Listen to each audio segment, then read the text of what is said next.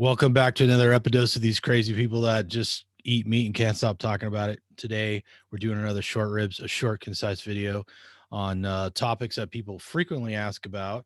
Today's topic is what, Justin? Electrolytes. Do you need them? What are they? So basically, your primary electrolytes are generally salt or sodium, potassium, and magnesium. Would you agree, Tom? Those are the ones that most people work with. I know there's a couple of more or one more, but those are the primary usually. Yeah, they come up all the time in carnivore, keto, low carb, and I'm sure other sorts of diets or lifestyles for sure.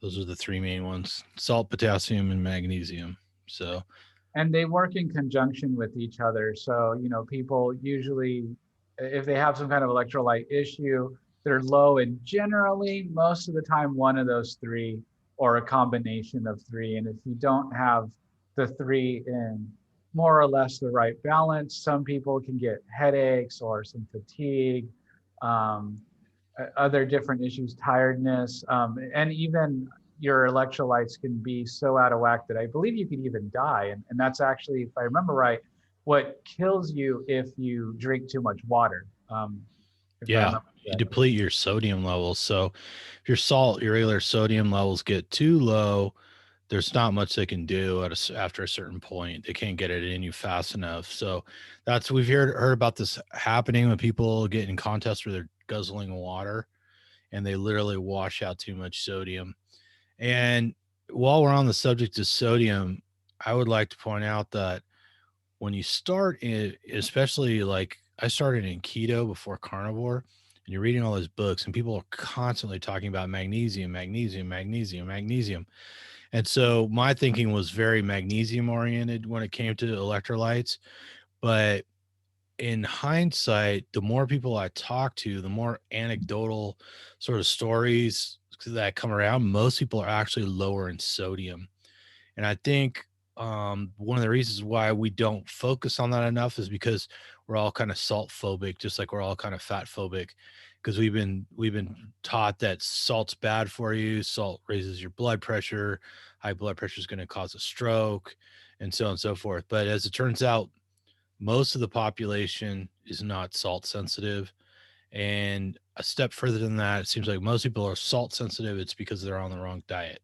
So if you get on the right diet, you don't necessarily have to be afraid of salt. Obviously, it's something you could talk about with your doctor. You know, a lot of people have a blood pressure cuff.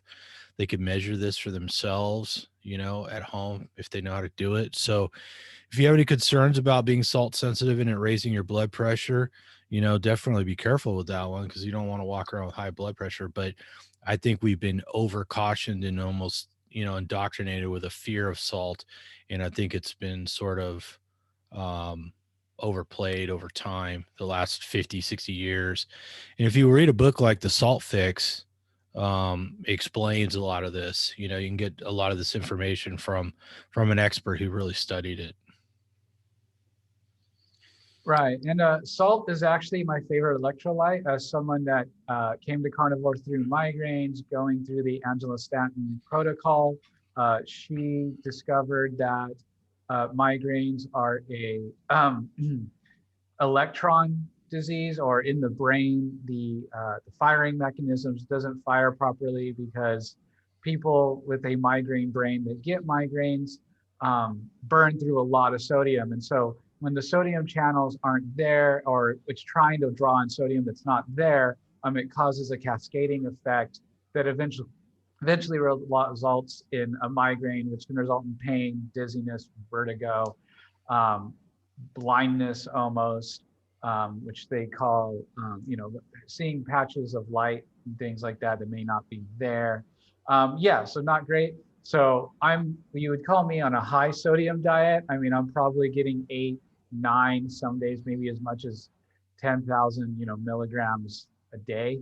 So it's Uh, 10 grams, 8 to yeah, 10 grams is 8 to 10 of grams. sodium a day. Yeah, I'm not Yeah. quite that high. I just kind of salt my food to taste. Um, this is really popular with people in our circles because it comes from a dried up seabed that's relatively pristine, so it's very clean. A lot of times, like your sea salts and stuff are contaminated with micro bits of plastic and whatnot. So this is a little bit cleaner version. It's called real salt. It's pretty easy to get. You can order online. You can get it at the store and stuff like that. So, It's but you about don't have 10 to. times more expensive than your typical table salt, though. It Yeah, and is I still true. eat regular salt too. I buy this when I can, but like I have some salt in my gym bag. It's just regular table salt. A lot of people, load drink some salt water before a workout. It tends to help. Like Joe Zumbo talks, he always has some salt water. He puts like, asked him just the other day. He said, "Yeah, I put a teaspoon in a glass of water and drink it before a ride."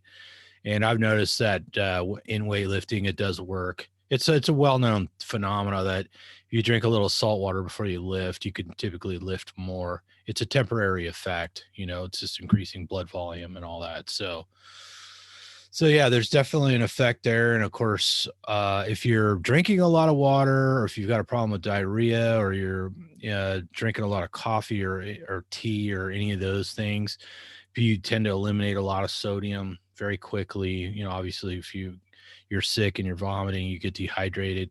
It's a easy way to replenish that is, have some salt water. So it's not too uncommon if you're getting leg cramps and stuff like that. It's very well could be um, your electrolytes are off, and like Justin was saying, one tends to compensate for the other. So if you're low in sodium, your body will start using more magnesium or potassium. Um, so it's kind of like your hormones. One hormone's off, another hormone oftentimes when it's too low, one will increase to sort of compensate.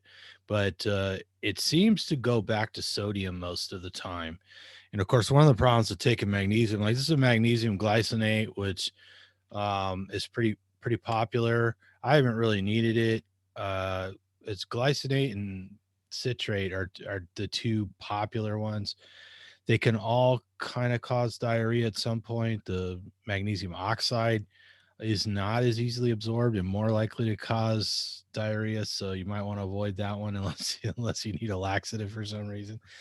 But like I was saying, like every keto book says, oh, take magnesium, take some magnesium glycinate or citrate or whatever. And I think when you do that, for a lot of people, they're just offsetting a deficit in sodium. So just going back to the regular old salt. And of course, even expensive salt is cheaper than cheap magnesium. So there you go, right? Yeah. Just another point. Now, there are some carnivores that go no salt. They don't salt their meat, Right. and they say they feel fine. I really think the electrolytes, we don't really know why. Some people require high salt, it seems. Other people, they have too much. They tend to get kind of sick and kind of dizzy and Hmm. kind of headachy as well on the other side. Um, so yeah, so it's really individualized.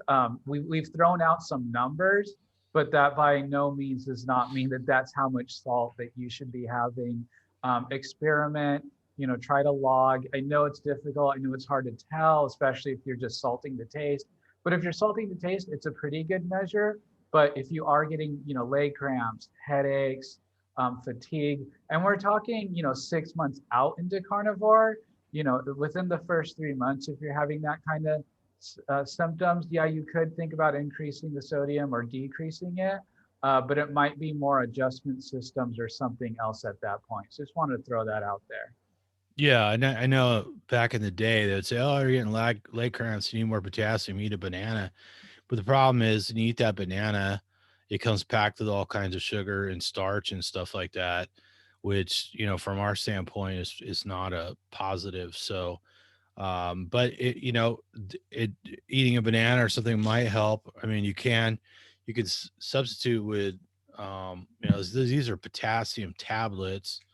You don't want to take too much potassium because it could eventually affect heart function. Or you can use this is like a salt substitute, and it's made with potassium.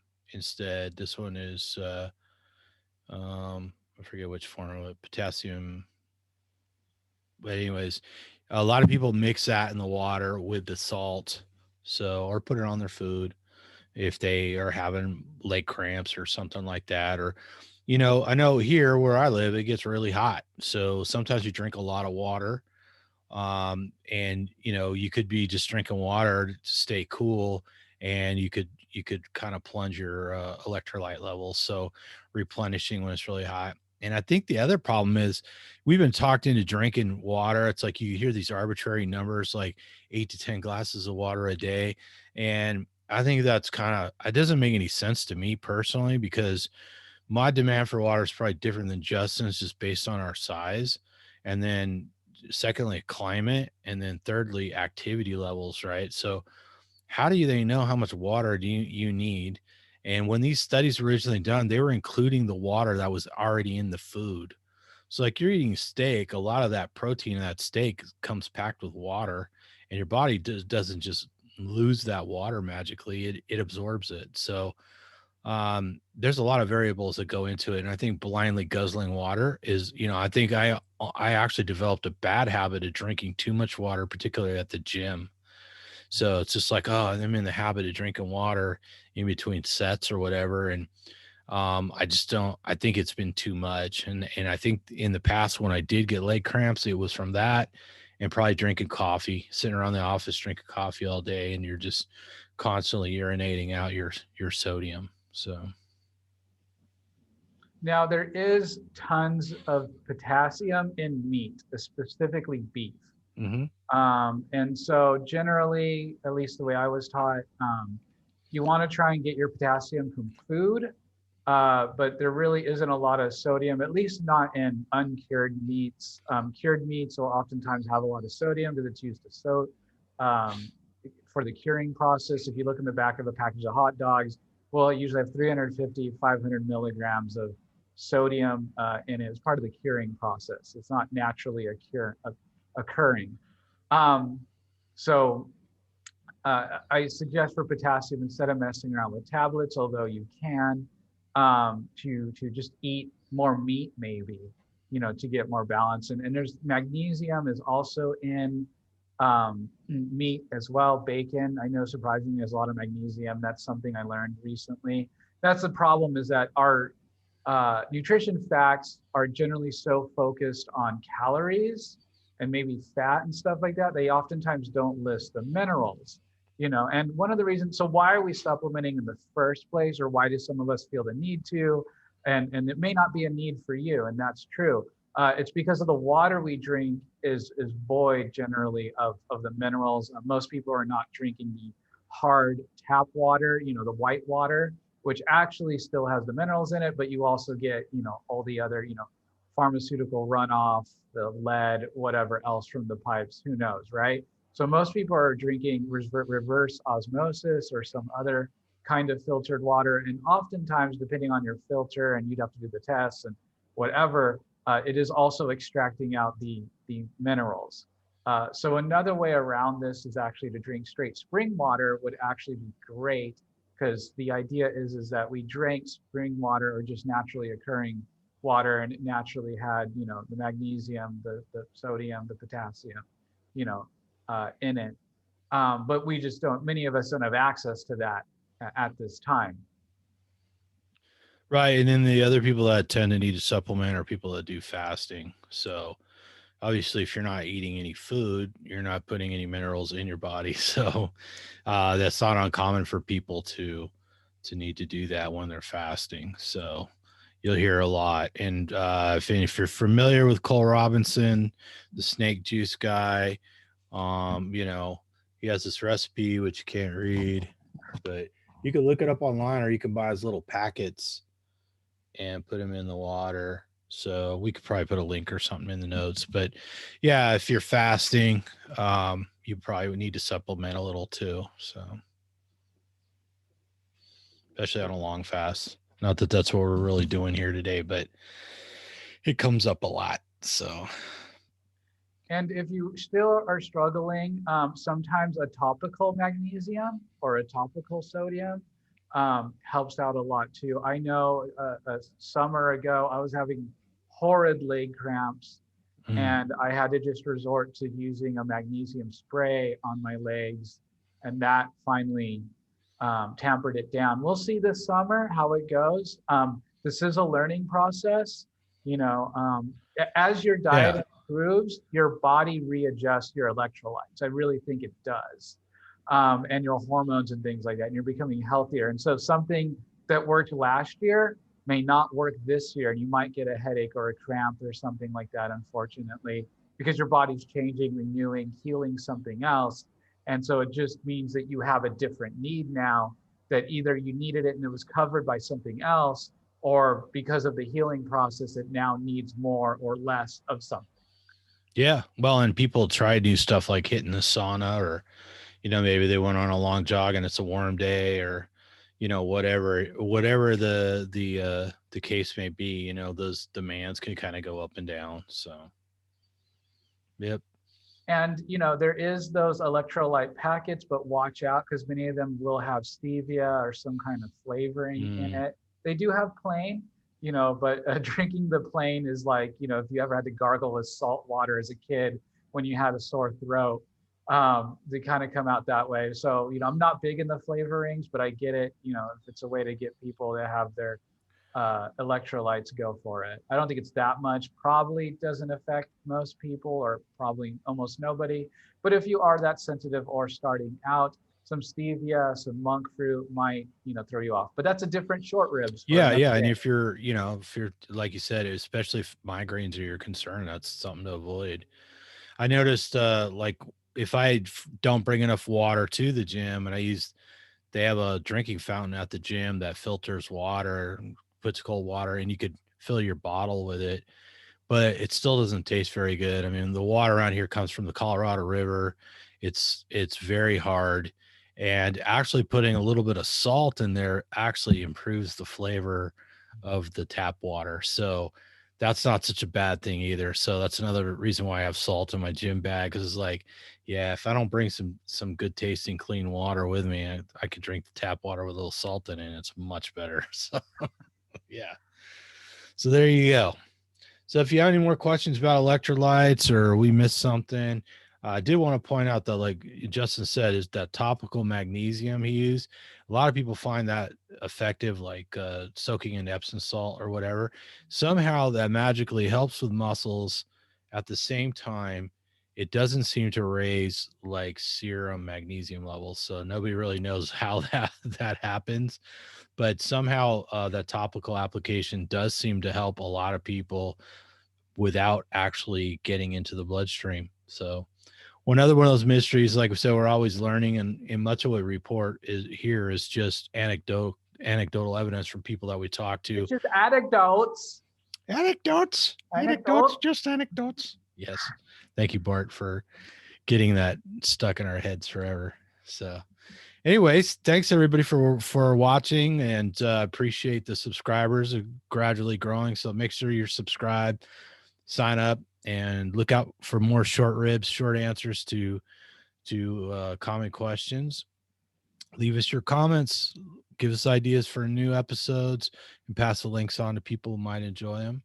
So until next time, eat some salty meat, and whatever you do, don't fall down Down the the carnivore carbo. pole.